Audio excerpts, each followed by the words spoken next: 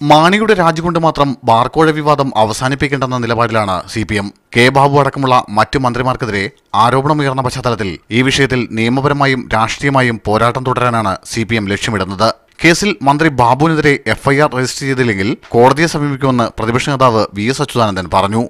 ബാബുവിന്റെ ബാർക്കോഴ കേസിൽ quick verification നടത്തി FIR ഇടാനുള്ള നടപടി സ്വീകരിക്കണമെന്ന് ആവശ്യപ്പെട്ടുകൊണ്ട് ഇപ്പോഴത്തെ വിജിലൻസ് ഡയറക്ടർക്ക് ഞാൻ ഇന്ന് കത്ത് നൽകിയിരിക്കുകയാണ്.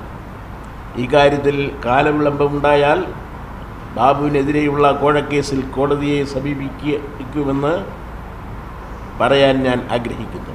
ബാബുവിനെതിരെ നൽകിയ പരാതിയിൽ ക്വിക്ക് വെരിഫിക്കേഷൻ നടത്താതെയാണ് പ്രാഥമിക അന്വേഷണത്തിന് വിജിലൻസ് ഡയറക്ടർ ഉത്തരവിട്ടതെന്നും VS ചൂണ്ടിക്കാട്ടി. ബാർ കേസുമായി ബന്ധപ്പെട്ട് മുഖ്യമന്ത്രി താനുമായി സംസാരിച്ചെന്ന വിജിലൻസ് ഡയറക്ടറുടെ വെളിപ്പെടുത്തൽ അതീവ ഗുരുതരമാണെന്ന് CPM സംസ്ഥാന സെക്രട്ടറി കോടിയേരി ബാലകൃഷ്ണൻ പറഞ്ഞു.